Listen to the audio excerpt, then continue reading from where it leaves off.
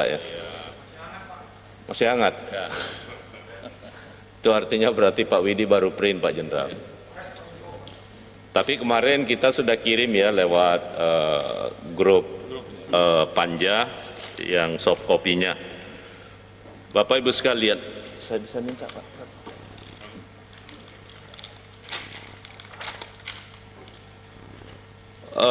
Bapak Ibu sekalian, bahwa sesuai kebiasaan kita, rapat ini kita buka untuk bisa disaksikan oleh publik dan juga live, baik itu media media sosial DPR maupun lewat TV Parlemen, dan juga kita buka Zoom ya, dan kita sudah bagikan. Mudah-mudahan hal ini juga di atas ini ada dari Kepala Desa Indonesia Bersatu, ya, para kades, dan juga dari beberapa asosiasi yang lain yang mungkin mengikuti kita lewat media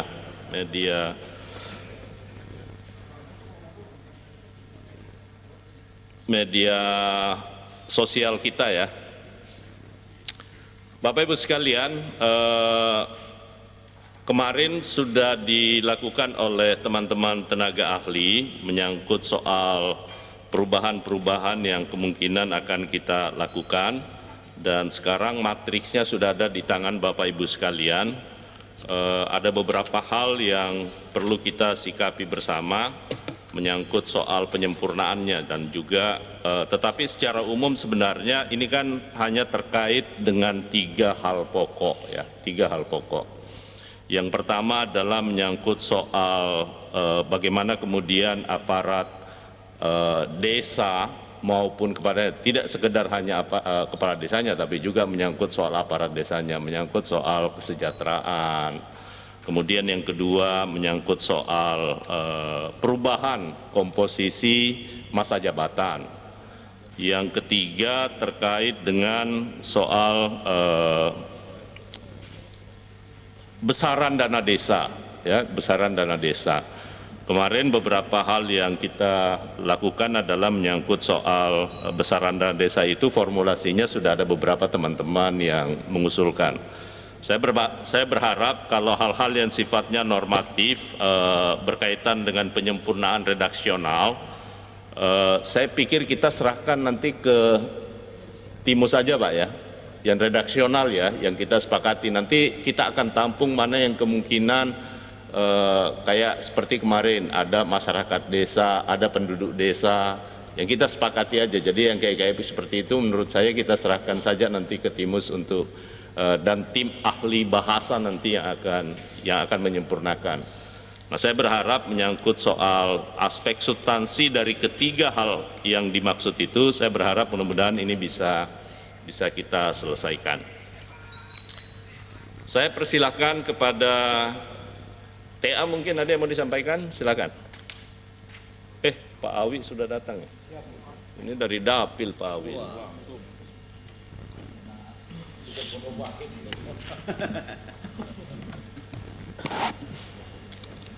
Baik, terima kasih. Assalamualaikum warahmatullahi wabarakatuh. Yang terhormat pimpinan Badan Legislasi dan anggota Panja Rancangan Undang-Undang tentang perubahan kedua atas Undang-Undang Nomor 6 Tahun 2014 tentang Desa.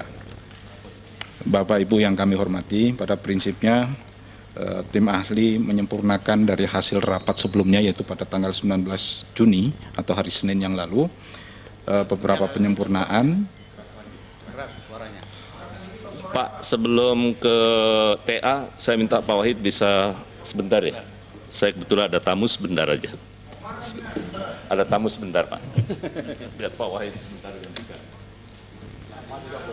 Lama juga boleh. Ya, lanjut. Suaranya agak kencang sedikit. Oke. Terima kasih, saya lanjutkan. Jadi tim ahli sudah menyusun dalam bentuk matrik persandingan dari undang-undang existing, kemudian hasil usulan pada rapat presentasi tenaga ahli, tim ahli pada tanggal 19, dan kemudian matrik terakhir yang menjadi beberapa perubahan yang kita lakukan. Nah, satu persatu kami akan membacakan beberapa perubahannya sesuai dengan nomor urut matrik yang sudah kita sajikan yang ada di Bapak Ibu semuanya. Baik, kita langsung ke matrik nomor DIM 35. Di DIM 35 sebenarnya antara hasil usulan rapat pada tanggal 19 kemarin dengan 35. Halaman 11. Ya, halaman 11, 35. Ini tidak ada perubahan dari usulan rapat pada tanggal 19 kemarin. Selanjutnya, pada DIM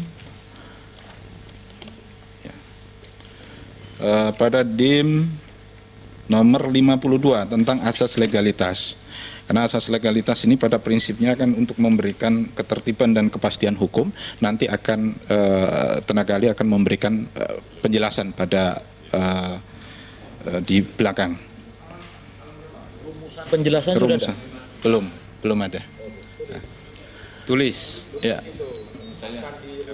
Akan dirumuskan Dalam rumusan penjelasan. dalam rumusan penjelasan.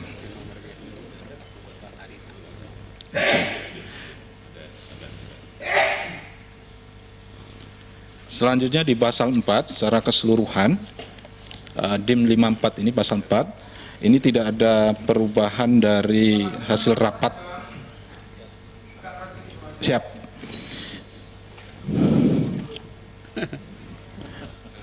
Nomor 54 pasal 4 secara keseluruhan tidak ada perubahan dari usulan yang sebelumnya. Halaman 12.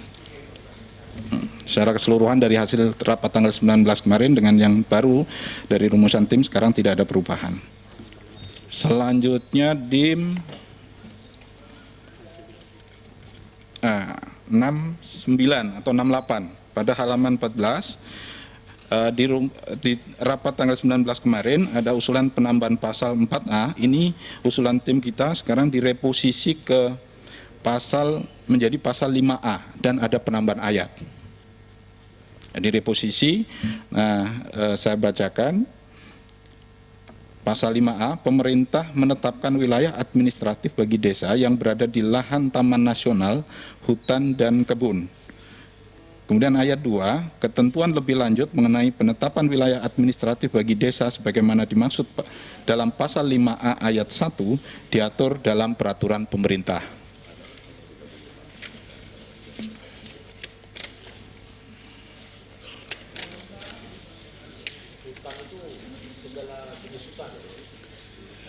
Ada penjelasannya nggak ini? Ini Taman Nasional, berarti Taman Nasional ini. segala jenis hutan Taman itu. nasional. Nggak kan taman nasional, hutan kan beda maknanya itu. Ya kan?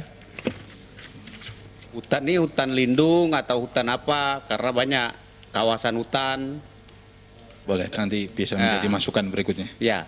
Jangan sampai hutan beton masuk di situ. Ya. Ketua bisa nambah biar jelas. Ya, silakan. Ya Pak Jadi gini Pak Pak Taruri. Ketua, kemarin sudah saya sampaikan, kebetulan di Komisi 4 sedang merevisi Undang-Undang 5 90 tentang konservasi sumber daya alam hayati. Kita paham bahwa sampai sekarang kita nggak tutup mata, pada umumnya masyarakat yang berada di dalam dan di luar kawasan hutan itu miskin. Akan nelayan 80% miskin. Ini akibat kepedulian kita, ya kita itu pemerintah dan DPR itu yang kita perjuangan bertahun-tahun itu tidak ada realisasi. Nah ini saya sarankan kami sudah membuat narasi di pasar 4A itu ada 5 item termasuk penjualan karbon nanti. Kalau uang karbon mau itu juga akan dibagikan ke kabupaten, segu kabupaten membangun desa. Nah nanti saya kira ini ke kabupaten dan provinsi. Contohnya kemarin saya contohkan Tangkuban Perahu. Bupati Subang dan Bandung Barat itu protes terus karena Tangkuban Perahu menghasilkan miliaran tapi uangnya ke Jakarta. Nah kemarin di Undang-Undang 5 saya kira banyak teman-teman kita bagi langsung PNBP-nya 3% untuk bupati, tentu saja membangun desa, 20% untuk gubernur, 5% ke pusat. Nah ini bupati udah reda dengan dengar konsep ini gitu. Jadi saya kira nanti tim Balik bisa komunikasi kami karena panjang ini. Ya, kita atau berikan. Pak Daruri ada rumusan narasinya. Ada, tapi nanti kita ini udah saya buat ini. Cuma Sudah ya? kalimatnya lebih baik Nanti serahkan sama tim. Iya, nanti kita biar lanjut. Ini nanti kita ketemu untuk memberikan narasi secara detail itu. Izin Terima pimpinan, kasih Ketua. dipending dulu aja kalau gitu, dipending dulu aja. Pending ya. Supaya jelas nanti nih. Ya betul tuh kata Pak Daruri, di kampung saya juga begitu Pak, di Kampar itu ya orang hidup di pinggiran hutan tapi miskin semua Pak, karena nggak bisa. Ini bupati. Iya, aduh. Tapi silakan. miskin. Nanti pending ya. Pimpinan saya sedikit, saya kasih contoh dapat saya Pak ya. Ini saya mohon ini apa namanya solusinya. Untuk kabupatennya dia masuk di Kabupaten Tenggamus, ini sebagai contoh ya. Kabupaten Tenggamus. Di mana? Lampung. Oh Lampung. Lampung ya. Kabupatennya masuk Kabupaten Tenggamus, tapi desanya masuk di Kabupaten Lampung Barat. Termasuk KTP-nya penduduknya penduduk Lampung Barat. Nah ini bagaimana ini? Hal seperti ini ya. Itu yang saya sampaikan kemarin, terjadilah kita akhirnya saling klaim ya. Karena kebetulan di daerah itu kan ada sumber PLTA-nya. Ada air via PLTA ya. Akhirnya pada waktu di situ juga ada emasnya juga. Nah itu yang harus diantisipasi oleh kita di dalam rangka revisi undang-undang ini. Terima kasih. Pemilu tergantung yang menghandle-nya kalau pada waktu pemilu. Ya, jadi catatan bagi kita apa Pak Hendro? Oke, terima kasih pimpinan. Jadi menambahkan aja Pak tentang pasal 4A terkait penetapan wilayah judi seperti yang dibicarakan ini, bahwa dikatakan di dalam redaksinya pemerintah menetapkan wilayah yurisdiksi bagi desa yang berada di lahan Taman Nasional Hutan dan Kebun. Sedangkan pada ayat 1 kita ketahui yang disebut dengan pemerintah adalah Presiden Republik Indonesia. Oleh karena itu, dengan demikian apakah penetapan wilayah yurisdiksi desa harus dilakukan melalui peraturan presiden ataukah bisa dilakukan melalui peraturan perundang-undangan yang lain? Ini. Nah, mungkin perlu penambahan ayat baru yang menjelaskan mengenai bentuk peraturan perundang-undangan yang bisa menentukan wilayah yurisdiksi desa ini. Yurisdiksi ini. Ya. Ini tambahan mungkin yang perlu dicermati Pak. Terima kasih. Terima kasih Pak Hendro. Betul, soal ini nanti dicarikan ya. Pending ya, pasal Sebentar Ketua. siapa Bang Anja? Ini ya, izin Ketua. Di dalam pasal 5A ini kan usulan rumusan berdasarkan rapat pada tanggal 19 kemarin ya. Ya. Ya. Di mana di sini kalimatnya pemerintah menetapkan wilayah administrasi. Apa yang ingin kita capai dengan kalimat pemerintah menetapkan wilayah administrasi? Di situ. Coba dibuka Kemendagri, keputusan dari Mendagri itu nomor 50145 tahun 2020. 2020 di situ kan sudah ada penetapan wilayah administrasi. Ini soal wilayah administrasi nih. Ini penting kita jelaskan apa yang ingin dicapai di situ. Mohon operator dibuka nomor apanya itu, izin Pak, dibuka supaya kita saling langsung ikuti. Ya. Ya, nah sambil dicari, di situ kan ada penetapannya 34 misalnya provinsi, 416 kabupaten, 98 kota, 7.266 kecamatan, 74.961 desa, 16.772 pulau. Kan lengkap di sini barang. Hampir hafal. Jadi kalau kita menetapkan memberikan di situ sebagai wilayah administrasi, apa yang mau dicapai di situ? Jangan sampai bikin merumitkan cara pandang kita terhadap sebuah desa. Apalagi penempatan kalimat hutan, taman nasional, dan kebun. Kalau bicara tentang wilayah administrasi, maka itu pusat yang menentukan, Pak. Bagaimana kemandirian desa? Desa kebunnya yang kemarin dikerja selama berpuluh-puluh tahun, beratusan tahun bahkan, tiba-tiba ditetapkan oleh wilayah administrasi oleh pusat. Jadi kalau saya berhati-hati menempatkan kalimat wilayah administrasi wilayah. Beda wilayah administrasi desa, beda wilayah administrasi wilayah. Itu ada keputusan pemerintah dalam negeri itu. Oh, kalau itu saya setuju dipending dulu ini Ketua sambil kita diskusi lebih lanjut tentang ini. Karena ini berbahaya buat kita. Masih. Jadi catatan juga dari Pak Anca bahwa soal penetapan wilayah itu juga harus dikaji ulang, termasuk yang diusulkan oleh Pak Daruri dan Pak Muklis serta Pak Hendro. Ya, lanjut. Pak Pimpinan, boleh sedikit nggak Pak Pimpinan? Masalah ini juga. Oh, Kira ini dia, ini saya mau ini kan setback ke belakang mengenai waktu pembentukan Undang-Undang 6 tahun 2014 itu dalam memang konsideran kedua itu ada apa namanya dalam perkembangan ketatanegaraan segala macam kedudukan, jadi kedudukan desa itu di dalam ketatanegaraan Indonesia. Karena di Undang-Undang 22 tahun 99 pertama kali tidak ada. Di amandemen itu juga tidak ada. Jadi di amandemen kita di konstitusi ada hanya dua mengenal istilah pemerintah pusat dan pemerintah daerah, pasal 4 ayat 1 dan pasal 18 itu. Kemudian sewaktu diadakan perubahan Undang-Undang Otonomi Daerah Undang-Undang 3 tahun 2004 itu pun desa tidak ini di dalam ketatanegaraan kita di mana. Tetapi waktu pembahasan ini ada amanat membahas mengenai kedudukan desa itu di mana di sistem ketatanegaraan kita itu. Karena pada waktu di Undang-Undang Dasar 45 pasal 18 ayat 7 itu dinyatakan bahwa mengenai pemerintahan daerah itu susunan kedudukan dapatnya diatur dalam undang-undang. Hanya ada satu undang-undang. Maka waktu dulu tidak bisa dimasukkan di Undang-Undang 6 2012 mengenai kedudukan desa itu di mana.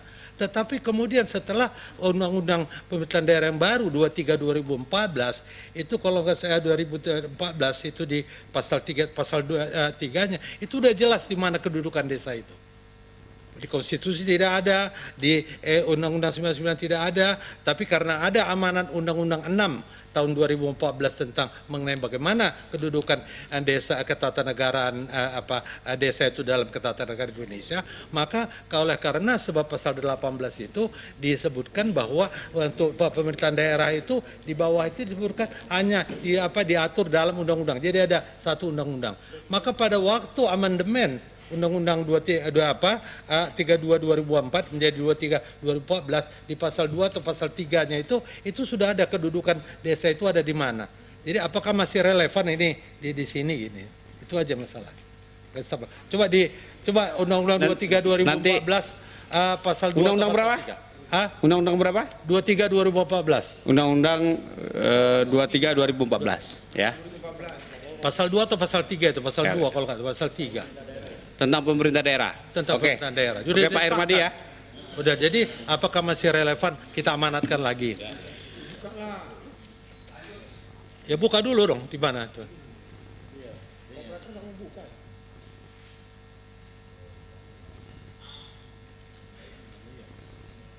Baik Bapak Ibu, kami melanjutkan. Tadi terakhir ke DIM nomor 52, kita akan tentang dia lanjutkan. Coba ini dulu mengenai perlu nggak ini kita lagi ini. Oh, ada. Baik Bapak, kami akan membacakan secara keseluruhan dari hasil kajian tim kami terlebih dahulu. Baik, tadi kita sudah sampai di DIM nomor 52 tentang asas legalitas yang kita akan memberikan rumusan penjelasan di rancangan rumusan penjelasan di kajian berikutnya. Selanjutnya secara keseluruhan di pasal 4 di DIM 54 ini tidak ada perubahan dari hasil rapat pada tanggal 19 kemarin. Terus kemudian saya menegaskan lagi terkait dengan usulan pada pasal 4A yang pada hari Senin yang lalu, terus kemudian ke pasal 5A, reposisi ke pasal 5A kita pending terlebih dahulu pembahasannya. Selanjutnya kita masuk ke DIM pada pasal 26 184, DIM 184. Halaman 32 tentang tugas dan kewenangan kepala desa. Pada pasal 26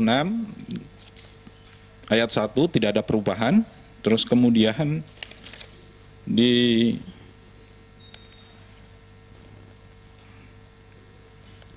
ayat poin O menjadi pelindung dan pengayom semua golongan masyarakat, ini juga tidak ada perubahan. Ya, DIM 201, kemudian kita akan ada perubahan di 206, DIM 206. Ya, di rapat sebelumnya ini dipisah tentang hak menerima penghasilan tetap setiap bulan, tunjangan dan penerimaan lainnya yang sah mendapat jaminan kesehatan serta mendapatkan tunjangan purna tugas sesuai dengan kemampuan keuangan desa. Nah, poin ini dipisah sehingga kita ada usulan untuk menjadi C1 yaitu mendapatkan tunjangan purna tugas. Sehingga di ayat sebelumnya atau poin sebelumnya ya tidak dicantumkan terkait dengan tunjangan purna tugas.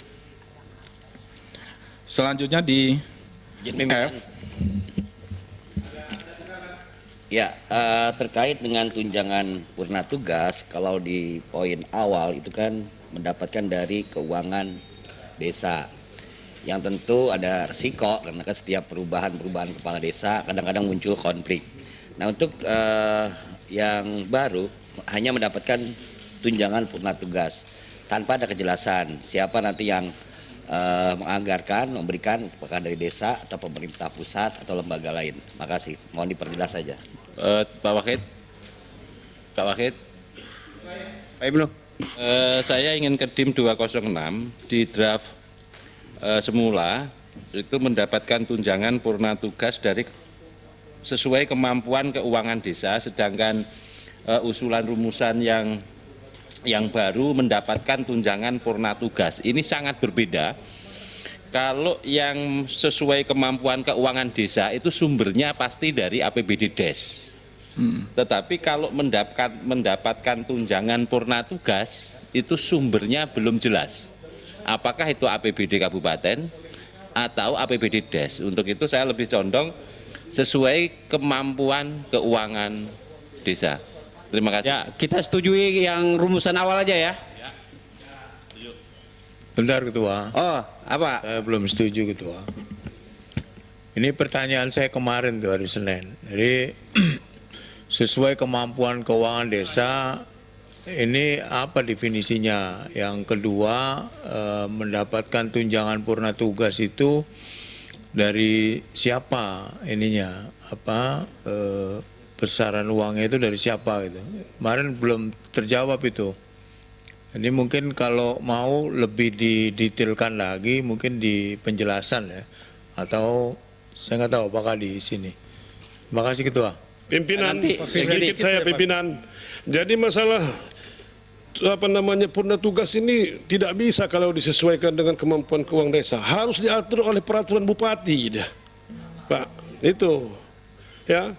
Kalau dia sesuai dengan keuangan desa nanti, ya, desa ini bukan kerajaan Pak, ya kan, dia harus diatur oleh kepala daerah, nanti nggak tunduk lagi nanti kepala daerah, bagaimana?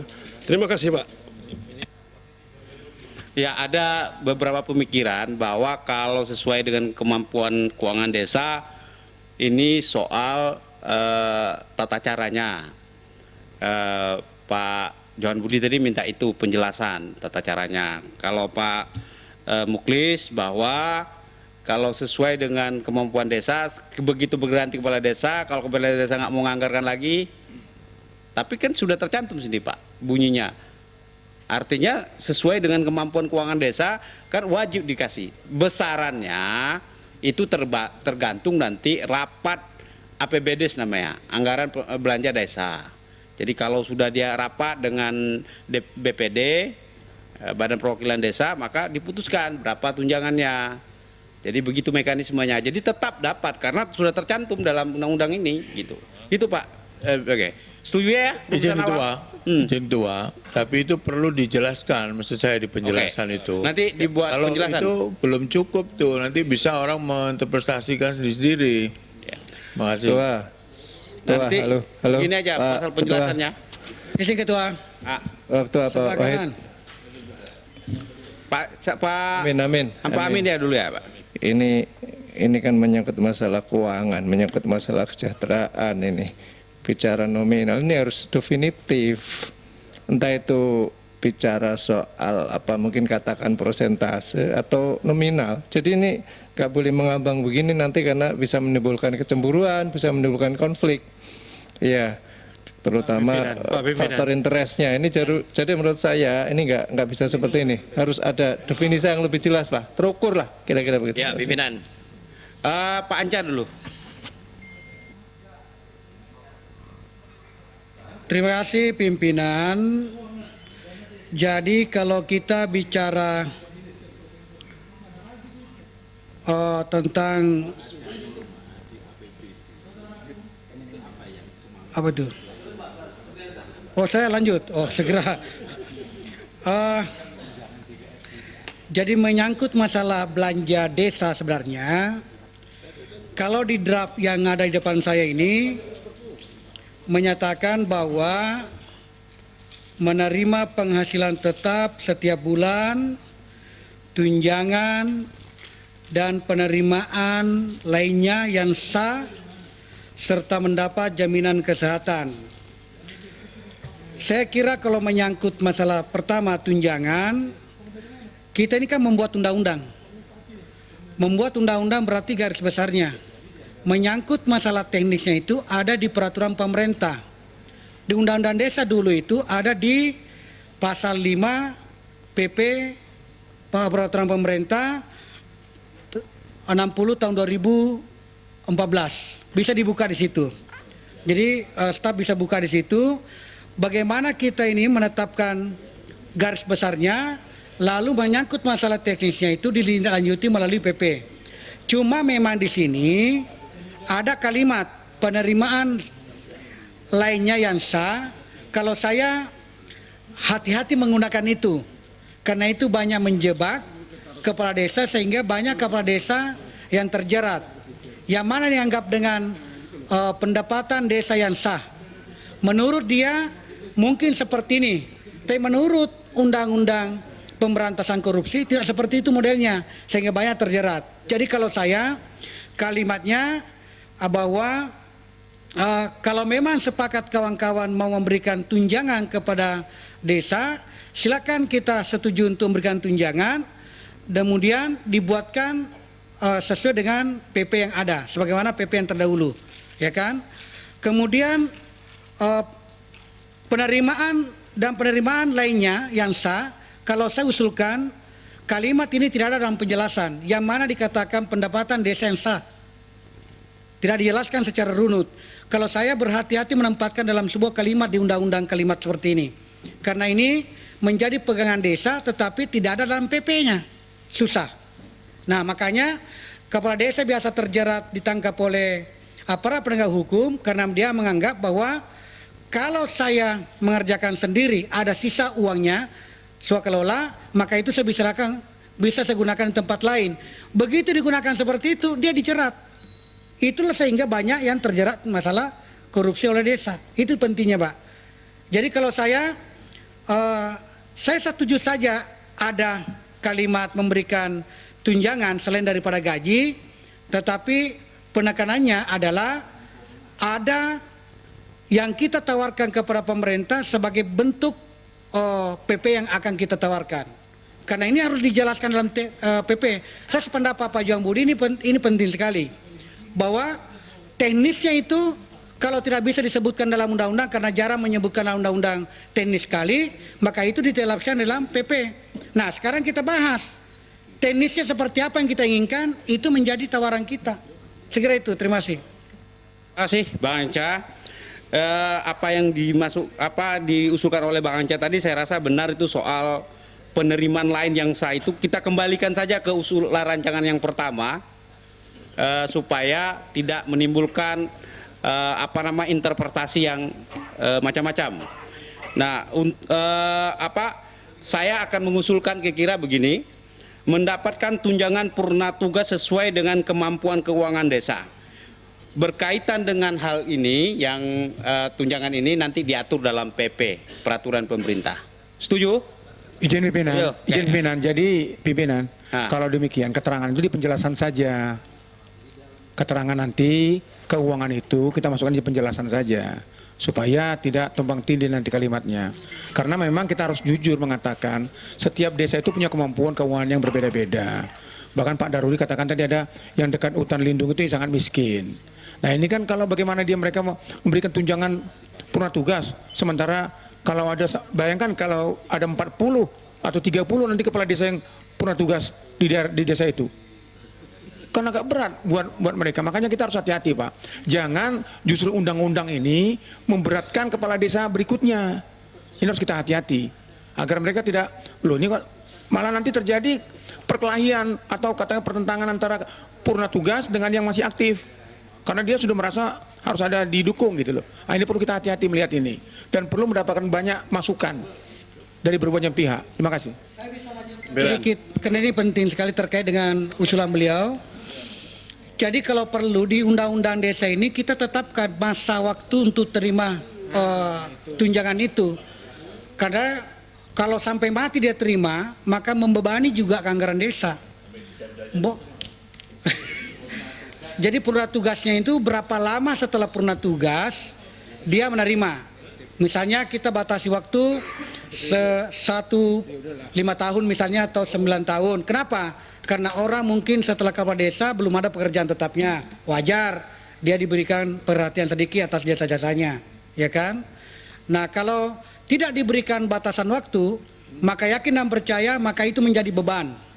Menjadi beban desa itu sendiri untuk memberikan tunjangan. Saya kira begitu. Begini Pak, kalau pimpinan. Pimpinan. Ya, selamat Pak. Ya, Makasih pimpinan. Pak siapa Saya dulu? kira kita perlu pendalaman, tidak boleh gegabah dalam aturan ini. Karena pertama sumbernya saja sudah kita perdebatkan, apakah hanya sumber desa atau dari bantuan pemerintah yang lain. Satu. Kedua, kalau kita buat norma seperti ini, desa kita ada 80.000, ada 80.000 jenis pengaturan nanti yang tidak ada rujukan. Yang ketiga, kita harus antisipasi bagaimana dampak hubungan desa dengan bupati nanti. Ini mantan bupati udah ngomong nih. Kita harus antisipasi ke depan. Belum lagi keempat, bagaimana dampaknya kepada isu-isu korupsi. Menurut saya pasal ini bagus semangatnya, tapi jangan kita putuskan sekarang, biar kita pendalaman ini. Ya, pengaturan berikutnya. Demikian pimpinan, makasih. Pimpinan, sebentar pimpinan, saya usul sedikit ya. Kan sekarang ini kalau saya tidak salah ya, pensiunan PNS saja lagi digodok supaya diberikan di muka secara keseluruhan. Nah, kenapa tidak kok kepala desa ini kita tidak kasihkan sekaligus saja sebagai bukti purna tugas beliau? Jangan diberikan 5 tahun atau 9 tahun tadi. Lebih baik kita kasihkan sesuai. Pak Wahid, Ini saya ingin memberikan tawaran dulu. tolong Ya. diatur siapa yang Bentar, berbicara. bentar dulu. Langsung ditunjuk aja pimpinan, karena semua orang bicara nggak elok. Ya, begini, saya pingin bahwa ini tidak dibahas secara teknis. Yang pertama kita sepakat tidak ini ada tunjangan. Ada. Pengaturannya kita serahkan kepada peraturan pemerintah. Sehingga Pak lebih pimpinan, teknis. saya mohon aja ada tentang ini. Tayangkan dulu 23 2014 ayat 2A. Coba di situ ini. 23 2014 ayat pasal 2 Operator ayat izin 2. pimpinan, operator tolong dibuka. Dari tadi nggak mau buka belas sih. Heran sih Lihat operator di ini. situ. Coba buka. Mau dibuka apa? Coba lihat. Karena habis 6 2012 di sini diperbaiki banyak ininya. Tuh 23. Pak Wahid, saya mohon izin dulu. Ini kan hanya perbedaan redaksi, apakah betul ada perbedaannya tunjangan purna tugas sama pensiun sama pesangon. Nah, itu kan redaksi kan. Ini yang dimaksud ini, apakah ini hanya satu kali penerimaannya setelah selesai? Cuma 223.000 setelah selesai yang dimaksud redaksi ini loh ya. Daerah kabupaten kota ini ini amanat dari undang. Oh tunggu. Ya. Apakah yang dimaksud di dalam purna tugas itu hanya menerima sekali setelah menyelesaikan tugas selama jabatannya, apakah 6 tahun, apakah 7 tahun, apakah 9 tahun untuk kepala desa, ataukah ini menerima selama hidup sampai meninggal? Apakah kalau sampai meninggal itu redaksinya itu dana menerima tunjangan purna tugas? Saya kira ini sudah benar, tunjangan purna tugas itu hanya sekali. Yang dimaksud itu hanya sekali. Atau keinginan kita ini menerima berapa kali gitu loh. Kalau sekali ya tinggal menyesuaikan redaksinya bagaimana yang benar. Terima kasih Pak Pimpinan. Jadi saya ceritakan jaraknya. Undang-Undang nomor 6 tentang desa itu dalam apanya ada 2, mengamanatkan di mana kedudukan desa itu dalam sistem ketatanegaraan kita. Oleh karena pasal 8 Undang Dasar 45 pasal 18 ayat 7 mengamanatkan bahwa pengaturan susunan kedudukan dan ini pemerintah daerah itu diatur dalam undang-undang. Jadi ada hanya satu undang-undang. Maka Undang-Undang 23 2012 ini, dan ini tidak ada di Undang-Undang 19 2022 nggak ada, Undang-Undang 32 2004 nggak ada, baru ini kedudukannya ada di sini di ayat 2. Maka dia ada di dalam pemerintahan daerah.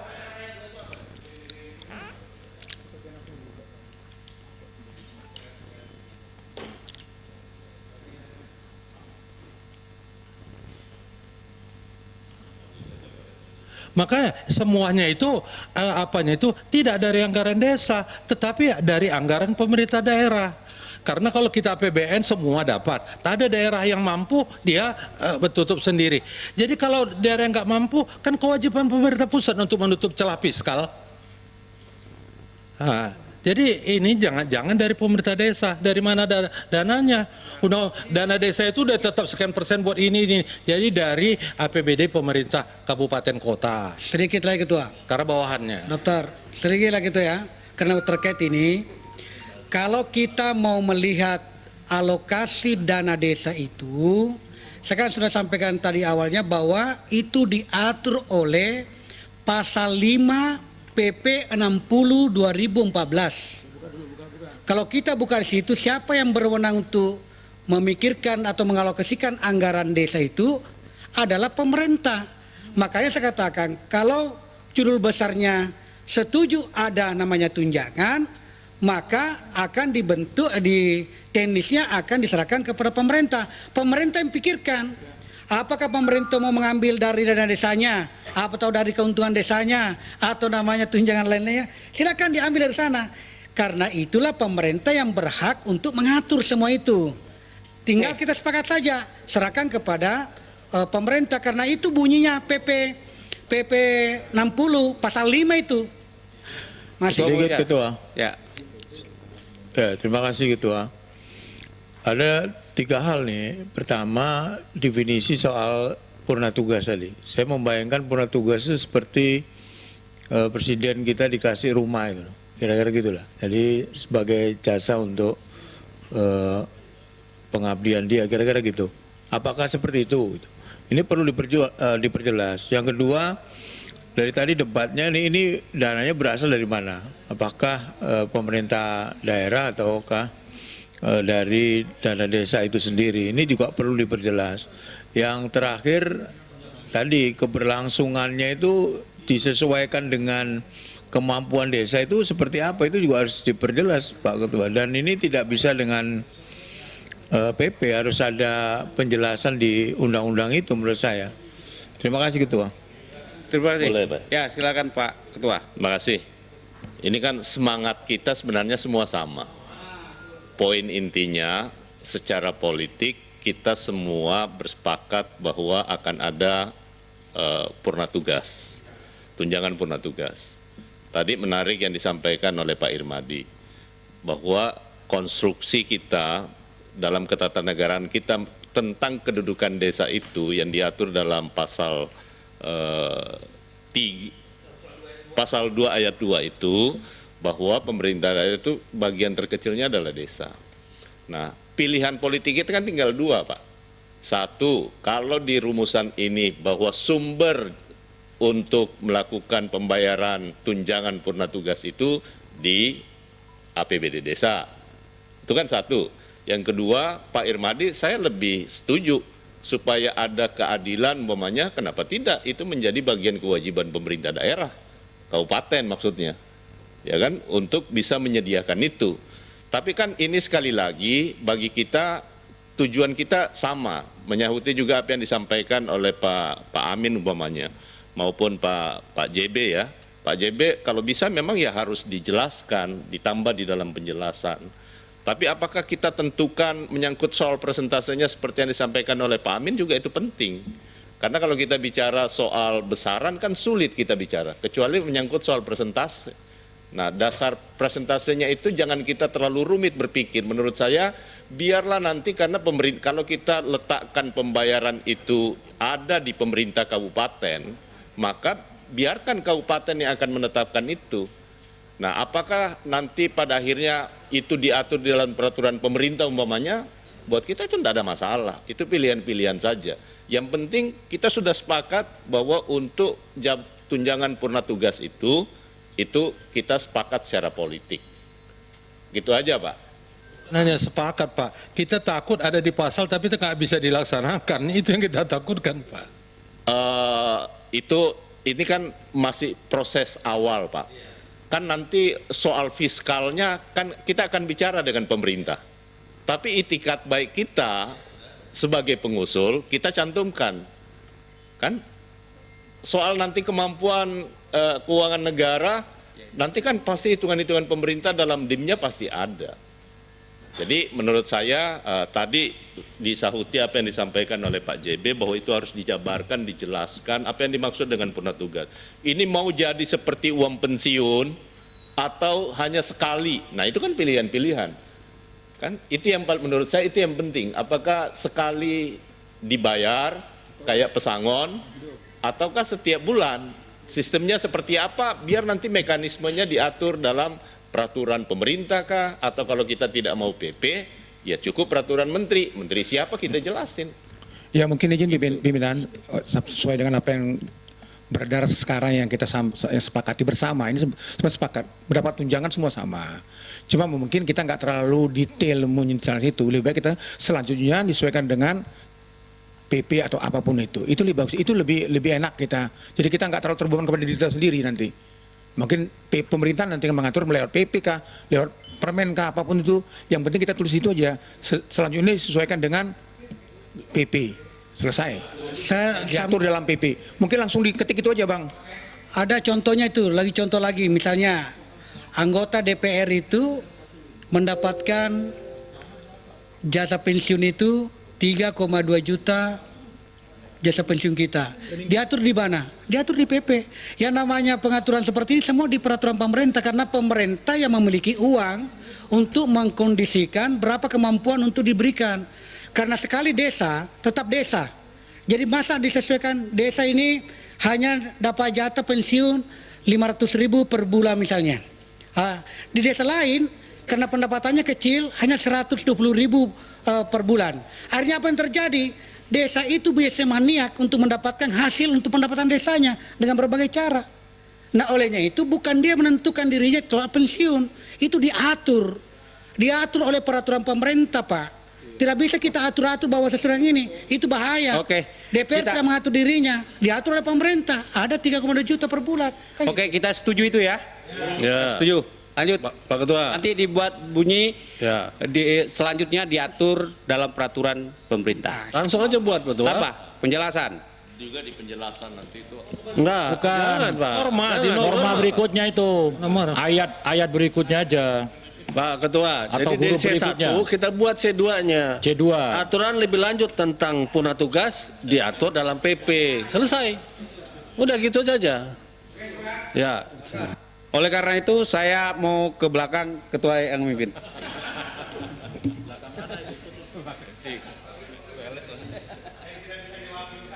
C2 ya, C2. Tadi juga yang diminta oleh Pak JB ya, jadi menyangkut soal ada yang perlu penjelasan lebih lanjut, yang mana yang dimaksudkan purna tugas, ya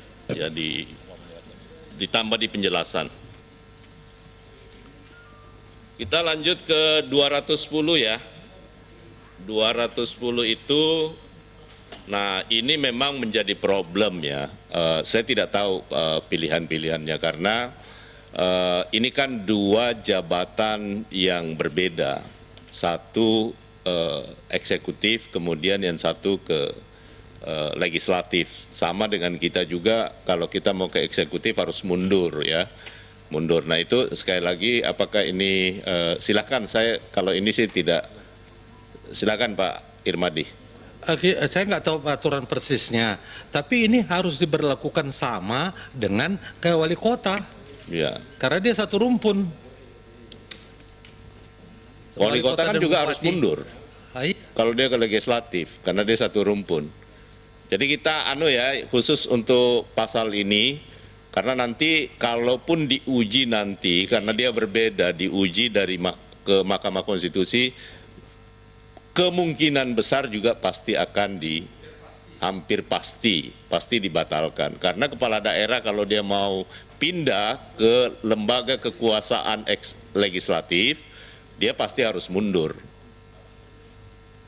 Jadi untuk pasal ini saya rasa kita Pak Andrea silakan.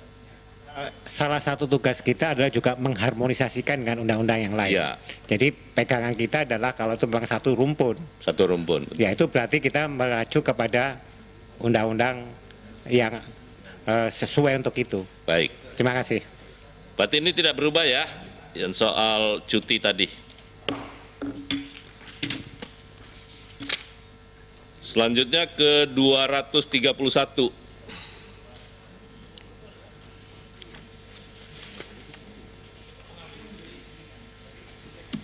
27 Om. Iya, mengambil ini di drop. Karena kan satu rumpun masalahnya dengan eksekutif. Ini 27 Pak. Ini Pak. Kemudian pasal 231 itu memberikan pertanggungjawaban melalui proses dialog dalam musyawarah desa. Kemudian dulu pada saat kita rapat 19 Juni ada yang mengusulkan memberikan pertanggungjawaban melalui proses dialog dalam musyawarah desa. Sama aja ya? Nggak ada perubahan ini ya? Ketua, ini apakah tidak diberlakukan sama yang tadi serumpun juga itu dengan pemerintah daerah? Pemerintah daerah itu kan memberikan laporan pertanggungjawaban, tidak memberikan pertanggungjawaban. Kalau laporan pertanggungjawaban itu konsekuensinya tidak langsung bisa katakanlah memberikan sanksi kepada kepala desa, mengimpeach kepala desa, tetapi kalau laporan pertanggungjawaban itu kan bisa. Nah ini bagaimana kalau memberikan laporan pertanggungjawaban penyelenggaraan desa melalui tertulis, ini mestinya tertulis kepada Badan Permusyawaratan Desa setiap akhir tahun anggaran. Terima kasih Ketua. Pak Irmadi silakan. Pak Pimpinan, jadi saya kira kan kita tetap harus mengacu kepada konsideran menimbang ayat 2. Jadi untuk menjadikan desa itu kuat, maju, mandiri dan demokratis. Apakah ini dialog dengan ini demokratis? Kan itu yang kita perkuatkan 4 itu. Jadi termasuk musyawarah Badan Permusyawaratan Desa ini harus kita perkuat.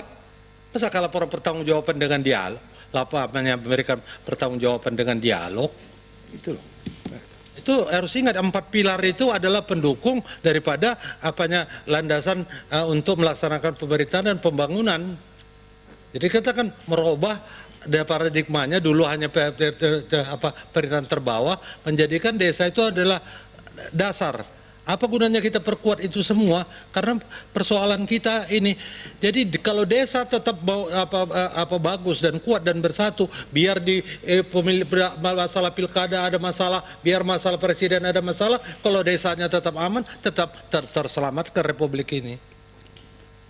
Jadi konkretnya kira-kira seperti konkretnya ya ini jadi pertanyaan kita, apakah ini memperkuat badan pemusyawaratan daerah itu dengan berikan pertanggungjawaban hanya dengan dialog saja. Jadi karena satu rumpun tadi, ya kita harus meniru rumpun yang ada di dalam rumpun itu bagaimana memberikan pertanggungjawaban. Terima kasih Bang. baik. Silakan Pak Awi. Ya, terima kasih. Kalau kita tadi mengingat undang-undang tentang pemerintahan daerah itu di pasal 2-nya bahwa desa menjadi bagian dari pemerintahan daerah, maka sistem pelaporan yang dilakukan pemerintah daerah dalam hal ini bupati, kepala daerah kepada DPRD itu bisa diadopsi. Tadi yang sudah secara singkat disampaikan oleh Pak Ibnu, cuman yang di sini yang belum muncul forumnya. Kalau di DPRD itu ini kan mengilustrasikan, kalau bupati menyampaikan LKPJ di akhir tahun anggaran itu kan biasanya dalam rapat paripurna DPRD. Nah, di desa itu kan ada namanya Badan BPD ya, Badan Pemusyawaratan Desa. Kira-kira itu legislatifnya desa lah. Nah, forum untuk menyampaikan laporan itu apa? Itu kan belum ada forumnya di sini. Kalau hanya dialog itu kayak sekedar dialog di jalanan. Tetapi mungkin laporan disampaikan dalam rapat BPD, nah, itu beda maknanya dengan dialog. Begitu Ketua. Baik. Saya lihat ini Ketua, kalau saya lihat ini yang 231 memang tidak bisa dibaca 231 itu harus dibaca sampai ke bawah ini. Sampai di 235. Kalau saya melihat satu persatu sampai 235 ini maka sudah benar ini. Ada dialog, ada pertanggungjawaban melalui permusyawaratan desa BPD. Kemudian ada pertanggungjawaban terakhir di bupati, kan begitu memang kita alami selama ini. Ya saya kira sudah benar, tidak ada masalah ini, Ketua. Semua yang disampaikan oleh Pak Irmadi maupun yang disampaikan oleh Pak Awi dari 231 sampai dengan 235 itu sudah mencakup sampai kemudian struktur pertanggungjawaban kepada bupati dan bupati ya. Ini wali kota masa ada desa wali kota? Nggak ada ya, wali kotanya di pimpinan. Memang substansinya ini, tapi narasinya di A itu, narasinya di A itu membuat tafsiran ke ayat selanjutnya menjadi rancu. Melalui forum permusyawaratan desa ya, dialognya yang diganti ya. Pimpinan. Memang bupati strip wali kota, karena memang ada desa yang di bawah wali kota. Contohnya di Batu. Batu itu wali kota Batu, tetapi ada desanya. Oh, kalau itu berarti sudah benar. Betul. Ya. Terima kasih. Saya tuh berpikir karena di kampung saya namanya kota itu sudah tidak ada desa. Berarti ternyata ada kota yang masih ada desa. Udah benar berarti. Jadi ini kita ganti forum ya. Ini kan izin Ketua. Silakan Pak JB. Ya, jadi ini pengalaman Ketua. 3 mensosialisasikan tentang dana desa. Dana desa itu harus dipertanggungjawabkan waktu itu. Sehingga kepala desa itu harus paham paling tidak mengenai mekanisme pelaporan tentang penggunaan APBDes gitu. Dalam prakteknya Pak Ketua, kita ini luas sekali, apalagi yang di luar Jawa. Itu bahkan ada kepala desa yang buta huruf. Ini fakta ya, fakta 5 tahun yang lalu lah, atau 6 tahun yang lalu. Sehingga perlu juga diakomodir desa-desa yang perangkat yang seperti yang kita tuangkan di dalam undang-undang ini juga diberi kesempatan untuk bisa mempertanggungjawabkan secara, saya nggak tahu ya ini redaksionalnya seperti apa, tapi fakta itu banyak sekali di luar Jawa terutama desa-desa yang kepala desanya baca pun tidak bisa. Nah, itu gimana itu kalau ada wajib apalagi sama DPRD-nya desa itu apa namanya tadi, BPD ya, BPD. Apalagi dana desa ini kan disampaikan juga ke semua desa di seluruh Indonesia ya. Pertanggungjawaban itu juga perlu diakomodir desa-desa yang itu tadi, yang belum memenuhi standar apa yang ada di dalam undang-undang ini. Saya tidak tahu redaksionalnya apa. Apakah desa-desa yang tadi saya sampaikan, ada kepala desa yang buta huruf ya, tidak bisa baca, itu kemudian gimana dia mempertanggungjawabkan keuangannya itu? Karena kalau udah undang-undang kan berlaku di seluruh Indonesia. Ini saya temukan Pak Ketua, ini true story ini ya. Pak Awi nemu juga ya kan? Loh iya, ini perlu juga ini, jangan sampai nanti karena ada undang-undang dia nggak tahu urusan hukum lagi. Ini kasihan juga. Saya nggak tahu bagaimana redaksionalnya. Terima kasih Ketua. Baik. Pak, kalau menyangkut soal bentuk, kemudian bagaimana sistemnya, kan sebenarnya sudah ada di PP terkait dengan Undang-Undang Desa yang lalu ya. Jadi mekanisme pelaporan itu sebenarnya sudah ada. Apa yang dibutuhkan, mekanisme pertanggungjawabannya, ini hanya sekali lagi hanya melengkapi beberapa hal yang terkait dengan, karena kita tidak terlalu bicara teknis di dalam undang-undang ya. Kalau soal bagaimana bentuk pertanggungjawabannya, ya kalaupun ada yang kawan-kawan kepala desa mungkin masih, tapi kan boleh ada aparat desa yang lain. Makanya juga penting menjadi perhatian kita sebenarnya adalah apakah di dalam undang-undang desa ini juga menyangkut soal perangkat desa itu harus menjadi perhatian kita bersama. Izin Jadi, pimpinan. tapi akan kita lihat Pak menyangkut soal itu Pak. Izin pimpinan, dari apa yang diskusi 1 jam lebih ini, terlihat betapa kita banyak tidak tahu tentang desa. Saran saya kita kunker ke desa dulu Pak. Supaya kita tahu persis. Desa yang bermacam-macam tipe. Ada yang desa di bawah wali kota, ada yang desa di bawah kabupaten, ada yang di daerah 3T, ada yang di pedalaman, kita harus lihat. Baik. Bagaimana nanti mereka ini dengan supaya kita punya pemahaman yang sama Pak. Baik. Dari 4 mungkin bisa 3 kali kunjungan ke tempat yang berbeda. Izinnya sarannya ditampung Pak. Terima kasih pimpinan. Tadi Pak Awi bilang kalau bisa kita berkunjung dari barat, tengah, timur ke Papua katanya. Masing-masing dapil ya. Baik, nanti itu akan kita setuju nih ya. Baik.